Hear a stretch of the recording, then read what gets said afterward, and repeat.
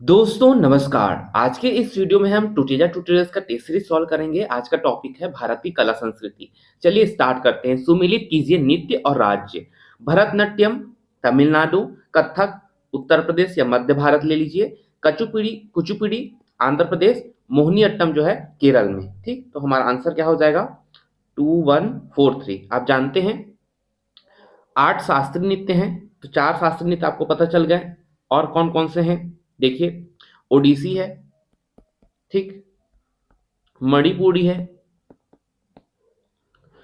मोहिनीअट्टम हो गया, सत्रिया है जो आपका असम पे है, ठीक है, और कथक है ना, ये तो हो गया आपका। कथकली, कथकली आपका कहाँ है जी? केरल में है, ठीक है। तो ये आपके 8 शास्त्रीय नृत्य है, इसे आप याद रखेंगे। निम्नलिखित कथनों पर विचार कीजिए। बीजक संत दादू दयाल के उपदेशों का संग्रह है। गलत है दोस्तों। बीजक जो है ये संत कबीर दास की उपदेशों का संग्रह है। पुष्टि मार्ग का दर्शन मध्वाचार्य दिया गया था, ये भी गलत है। पुष्टि मार्ग का दर्शन कौन दिया था? वल्लभाचार्य द्वारा दिया गया था, ठीक है। मध्वाचार्य का जो दर्शन है ये द्वैतवाद से संबंधित है, आप जानते हैं, ठीक है। तो हमारा दोनों स्टेटमेंट गलत हो जाएगा। इसका आंसर हो जाएगा ना ही 1 ना ही 2, ठीक। दारा सिको किसका अनुयायी बन गया था? कादरी सिलसिला का अनुयायी बन गया था। हम एक बार इसको रिकॉल कर लेते हैं। देखिए का संस्थापक कौन था? ख्वाजा मुइनुद्दीन चिश्ती, ठीक।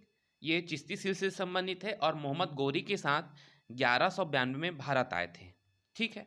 इसके बाद फिर आता है आपका सुहरावर्दी। तो सुहरावर्दी के संस्थापक कौन थे? शेख शिहाबुद्दीन सुहरावर्दी, ठीक है। फिर आपका आ जाएगा फिरदौसी। फिरदौसी सिलसिला ना, ये सुहरावर्दी सिलसिला का ही एक ब्रांच था जो बिहार साइड काफ़ी फेमस था, ठीक। उसका फिर आपका कादरी सिलसिला आता है। इसकी स्थापना बगदाद के अब्दुल कादिर जिलानी ने 12वीं सदी में की थी, ठीक है। तो कादरी सिलसिला का अनुयायी कौन हो जाएगा आपका? दारा सिको, ठीक। अच्छा, एक चीज़ और आता है इस एग्जाम में, देखिए नक्शबंदी, इसको कौन फॉलो करता था? औरंगजेब, ठीक है। ये भी आया हुआ है, इसे भी याद रखेंगे। नक्शबंदी सिलसिला को औरंगजेब फॉलो करता है, दारा सिको जो है वो कादरी सिलसिला को फॉलो करता है, ठीक। निम्नलिखित में से किसे भारत रत्न नहीं मिला है? ठीक, महात्मा गांधी को भारत रत्न नहीं मिला है, बाकी राजेंद्र प्रसाद है, बी आर अम्बेडकर है, अब्दुल कलाम आज़ाद है। उपयुक्त में से कौन सा सही सुमेलित नहीं है? हॉर्नबिल फेस्टिवल नागालैंड में मनाया जाता है। खर्ची पूजा जो है ना, ये आपका त्रिपुरम मनाया जाता है, ठीक। चेरोबा मणिपुर में मनाया जाता है। बंगला महोत्सव मेघालय में मनाया जाता है, ठीक। निम्नलिखित में से कौन सा दर्शन धर्म की विरोधी शास्त्र विरोधी विचारधाराओं से संबंधित नहीं है? देखिए बौद्ध और जैन कब आए थे? जो सनातन धर्म था उसमें कई सारी कुरीतियां आ गई थी, आडंबर आ गया था, है ना। और वो सबके विरोध में, है ना, जाति प्रथा ये सब आ गया था, तो वो सबके विरोध में ये विचारधारा उत्पन्न हुई है, ठीक। चारवाक भी जो है ये वेदों के प्रति अनास्था रखता है, वेदों को नहीं मानता है, तो ये भी उसी के विरोध में आया था। लेकिन वेदांत दर्शन है, वेदांत दर्शन जो वेदों पे आस्था रखता है ना, शास्त्रों के साथ है, तो ये उसके विरोधी विचारधारा संबंधित नहीं था, ठीक। और वेदांत वाला जान रहे हैं आप, शंकराचार्य का अद्वैत वेदांत, है ना, काफी फेमस था, ठीक। देखिए निम्नलिखित में से कौन सा सही सुमेलित नहीं है? चरक संहिता चिकित्सा से है, माधव निदान रोग विज्ञान से है, लंगधा जो है वो वेदांग ज्योतिष है, पंच सिद्धांतिका जान रहे हैं, ये एक एस्ट्रोलॉजी वाली चीज है, ठीक है। आप वराहमिहिर को जान रहे हैं, वराहमिहिर की ये रचना है पंच सिद्धांतिका, ठीक है। ज्योतिष शास्त्र से संबंधित व्याकरण नहीं है। माध्यमिक और योगचार किसके उप विद्यालय? उप विद्यालय का ये ट्रांसलेशन गलत लिखा है, एक्चुअल में ये स्कूल है, परंपरा, ठीक है, संप्रदाय एक डिवीजन, ठीक।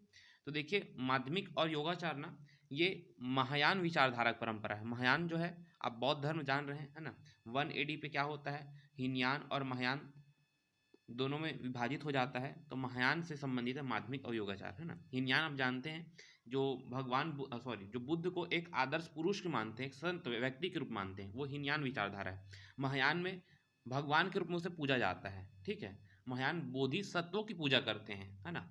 महायान सूत्र पढ़ते हैं, और हीनयान लोग जो हैं उन लोग उसको एक संत एक व्यक्ति के रूप मानते हैं, ठीक। और महायान जो है ना, ये सबके मोक्ष की कामना करता है, और हीनयान जो है केवल एक ही व्यक्ति मोक्ष पाएगा, मतलब अपने ही लिए ही वो करेगा वो सारा चीज, ठीक। थेरवाद ये भी हीनयान से संबंधित है। वज्रयान जो है ये तांत्रिक वाली चीजें जब आ गई बौद्ध धर्म में तो इसको हमने वज्रयान धारा बोला गया है। फिर निम्नलिखित पर विचार कीजिए।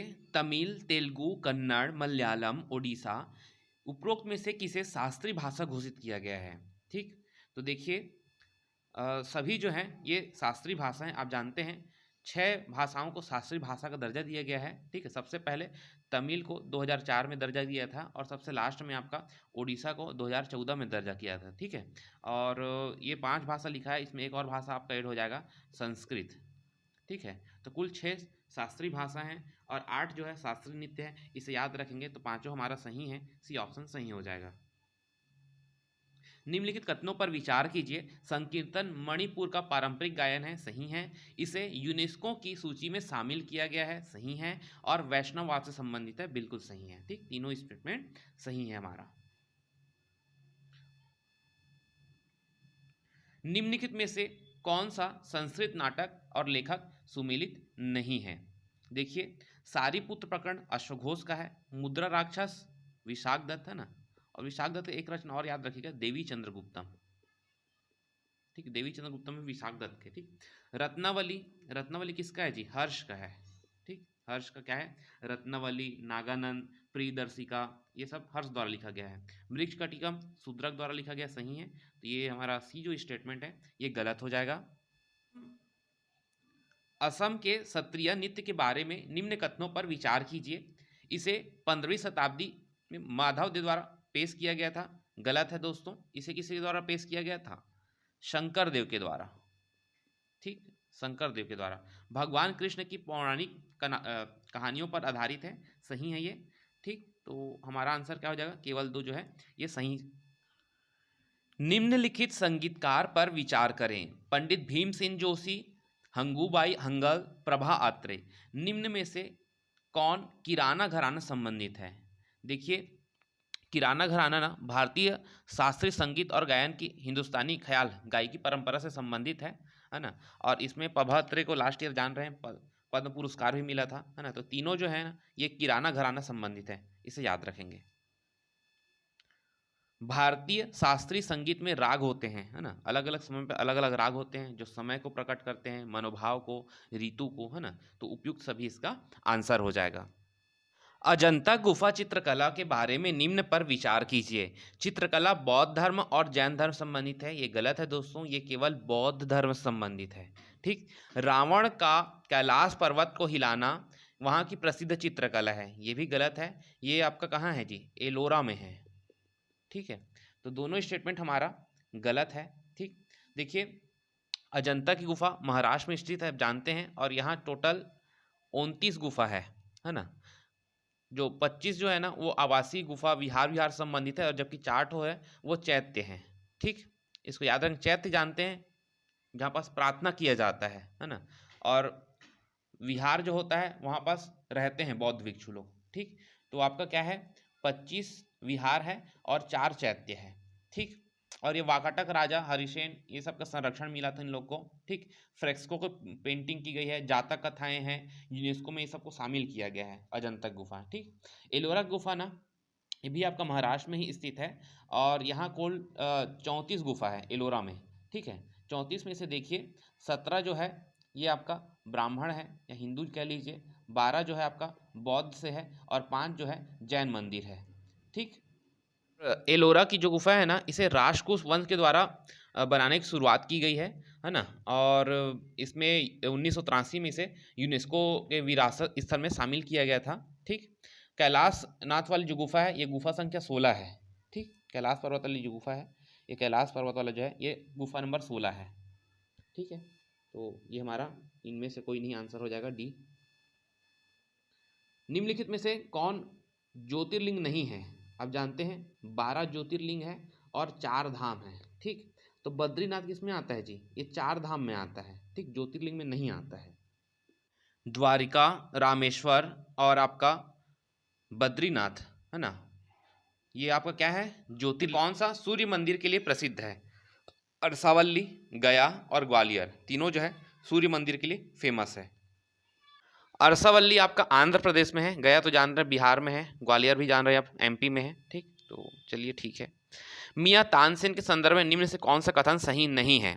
देखिए, तानसेन उसे सम्राट अकबर द्वारा उपाधि दिया गया था, ये स्टेटमेंट गलत है दोस्तों। तानसेन को उपाधि जो है ये ग्वालियर के राजा द्वारा दिया गया था, ठीक। तानसेन ने हिंदू देवी देवताओं ध्रुपद की रचना की, सही है। तानसेन ने अपने संरक्षणों पर गीतों की रचना की, ये भी सही है। कई रागों का आविष्कार किया, ये भी सही है, ठीक। उपाधि जो है इसे ग्वालियर के राजा ने दिया था, ना कि अकबर ने, ठीक है। तो इस वीडियो में इतना ही। थैंक यू सो मच, मिलते हैं अगले वीडियो में।